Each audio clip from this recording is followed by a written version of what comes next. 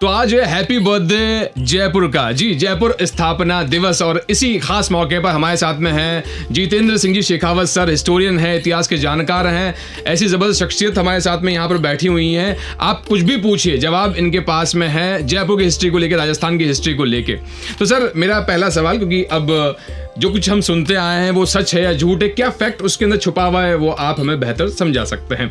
जैसे हम बचपन से सुनते आए हैं कि जयपुर में आप कहीं भी चले जाइए, जयपुर में आप घूमेंगे नहीं, यानी कि आप खोएंगे नहीं। क्या ये सच बात है सर? सच है।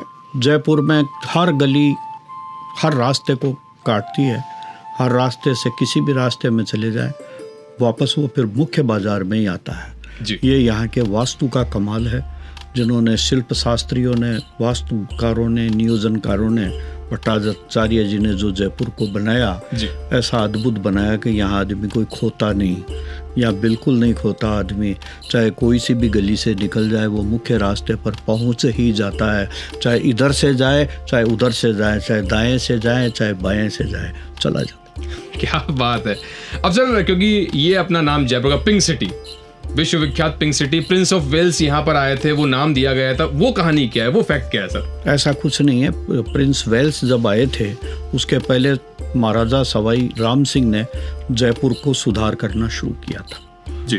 जयपुर का डेवलपमेंट करना शुरू किया था। यहाँ कर्नल हेडले हेल्थ ऑफिसर थे, हेल्थ ऑफिसर। और फिर महाराजा राम सिंह एक बार लखनऊ गए थे, ठीक है। और लखनऊ में उन्होंने वहाँ की हवेलियों के रंग वगैरह देखे, तो फिर उन्होंने स्विंटन जैकब भी उनके साथ थे, चीफ इंजीनियर। तो कहा भाई अपन भी जयपुर पे कोई ट्राई करते हैं, कोई रंग लाने की। तो फिर चांद पोल पे प्रयोग किया गया। पहले उन्होंने कुछ पीला रंग लगाया, फिर उन्होंने हरा रंग लगाया, अलग अलग तरह के रंग वहाँ पर कुछ पहले प्रयोग के रूप में किए। पर प्रयोग के रूप में किए जब, फिर शास्त्र वेताओं ने भी और सब लोगों ने के सुझाव पर फिर ये जयपुर में जो रंग किया गया, ये गुलाबी रंग किया गया। ये जिसे हम गेरुआ हीरमच रंग का है। दो रंग हैं जयपुर में जी। एक तो है राज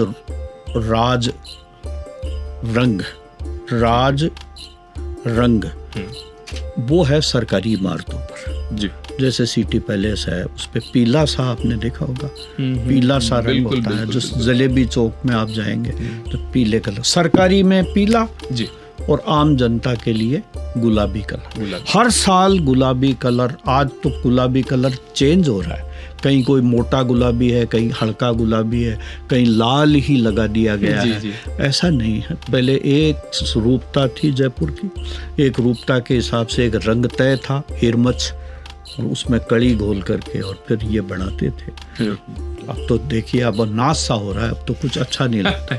एक सर, हमने सवाई की उपाधि, क्योंकि सवाई राजा जयसिंह जिसे कहते हैं, तो वो सवाई है, वो कहानी औरंगजेब वाली, उस पर कुछ प्रकाश डालिए सर। 13 साल की उम्र में सवाई जयसिंह, जब उनके पिता विष्णु सिंह एक्सपायर हुए आमेर में, जयपुर नहीं बसा था उस समय। जयपुर तो 18 नवंबर सन 1727 को बसा है। आमेर के जब वो राजा बने अपने पिता के निधन के बाद में, तो फिर जितने भी सामंत थे, उन्होंने उनको ये सलाह दी कि हमारे देश के जो बादशाह है औरंगजेब, उनसे मिलना चाहिए।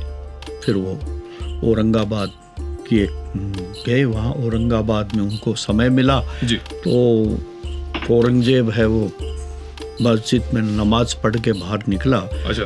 तो राजस्थानी साफा बांधे हुए सवाई जयसिंह बिल्कुल किशोर अवस्था में, 13 साल की उम्र में, हाथ में तलवार लिए हुए, और सामने जब उनके आए जी, तो औरंगजेब ने उनके दोनों हाथ पकड़ लिए और कहा, क्या तुम इस मेरे हाथों को छुड़ा हाथ को मेरे को।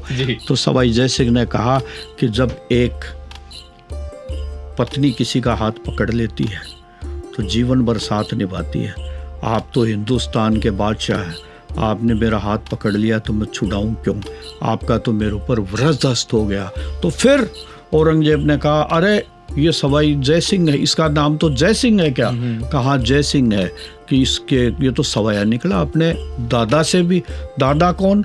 मिर्जा राजा जयसिंह फर्स्ट, तो उससे भी ये तो बहुत तगड़ा निकला जयसिंह। तो फिर उसने कहा, ऑर्डर निकाल दिया कि सवाई की उपाधि इसको दी जाती है, मतलब 1+25, मतलब सवा 125 सवाया। आज भी हम जब कोई चीज शुभ कार्य करते हैं तब करते हैं सवाया हो, सवामणि, सवामणि करते हैं, तो ये सवामण सवाया जयपुर को ये टाइटल मिला। और आज भी दुनिया में सवाई जय सिंह और उनका जो झंडा जयपुर का लगता था, उस झंडे के ऊपर भी एक क्वार्टर झंडा लगता है, जिस वो सवाई का निशान, वो सवाई की निशान है, वही उपाधि है। स्वर्गीय इंदिरा गांधी जी हमारी प्रधानमंत्री रही हैं, तो उस वक्त जो है यहाँ से बहुत सारा खजाना दिल्ली गया था, छावनी बिछाई गई थी। क्या कहानी है सर, वो कितना फैक्ट उस चीज में है, वो हमें बताइए। जयपुर में जो जयगढ़ है, जयगढ़ का टांका पूरी दुनिया में मशहूर है। यहाँ के कुछ लोगों ने भारत सरकार को कुछ नक्शे भेजे थे जी। एक जो चमड़े पर बना हुआ नक्शा था, खवास जी का नक्शा, इस तरह एक कोई और लोग थे, उनके सबके नक्शे वहाँ पर केंद्र सरकार को भेजे हुए थे। और ये कहा था कि इस जयगढ़ में अकूत माल भरा हुआ है, ये माल सारा वो है जो मान सिंह प्रताप ने पूरे देश में जब काबुल और कंधार जीता, बिहार, बंगाल, उड़ीसा, गुजरात, सब जगह जब फतेह की, तो उसका एक ही था कि राज अकबर तेरा, धन मेरा।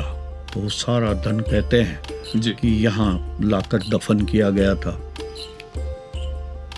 26 जून को इमरजेंसी लगी 1975 में, बिल्कुल। और उसके 2-3 महीने बाद में ही अचानक जो केंद्र सरकार का आयकर विभाग है, वो भारी सुरक्षा बल के साथ में जयगढ़ पर आ गया। जयगढ़ पे आज तक कोई अंदर प्रवेश नहीं कर सकता था, पहले बंद था यहाँ का। ये जयगढ़ रहस्यमयी है, जिस पर न तो हमला हुआ और न कोई जा सकता था इसके अंदर। जी। मिस्टर साहनी के नेतृत्व में ये छापा मारा गया।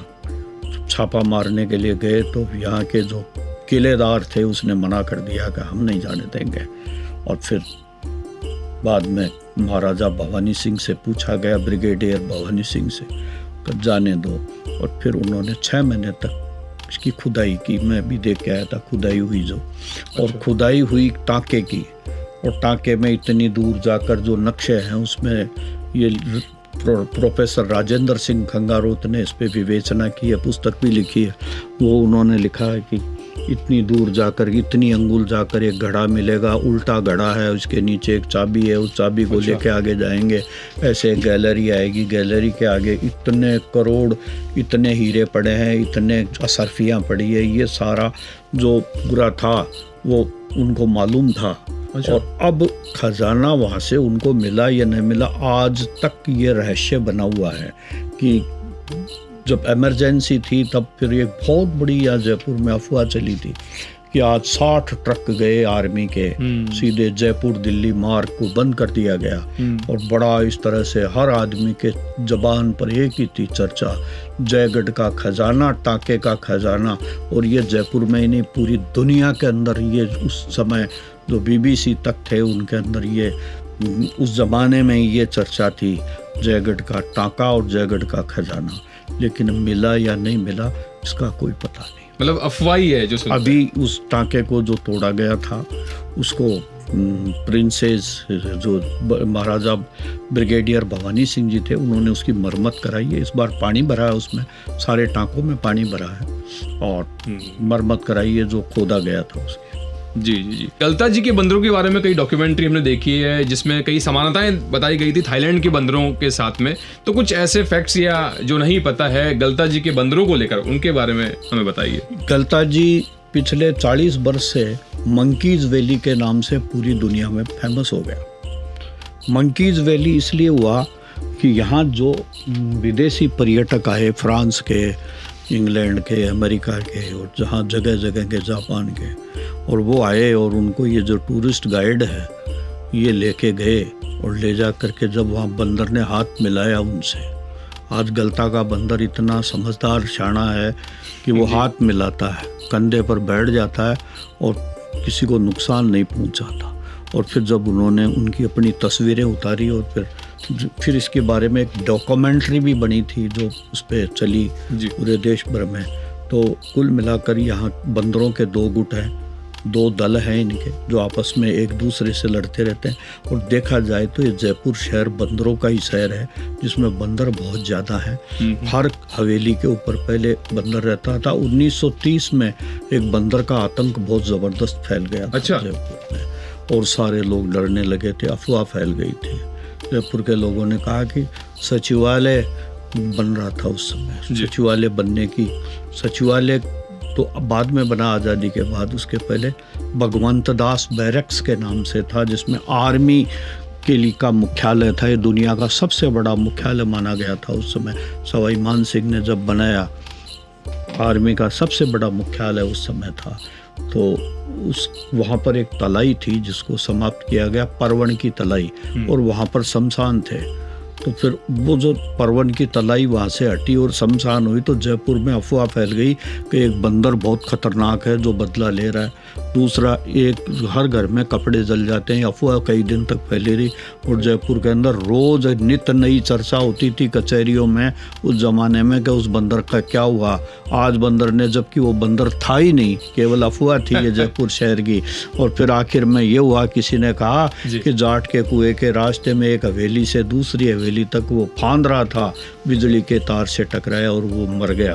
और उसके बंदर के बारे में ये भी कहा जाता था कि वो हवा महल से और सीधा रामचंद्र जी के मंदिर तक पूरा छलांग मारता था, इतनी लंबी छलांग। और इस तरह की जो लोगों के अंदर झूठी छलांगें लगी अफवाह की, वो इतनी तगड़ी लगी थी उस समय। फिर उसका जयपुर के जो जितने भी कविता लिखने वाले लोग हैं, उन्होंने उस पर काफ़ी लिखा कि बंदर आया एक जयपुर में, और इस तरह से उसका आतंक रहा।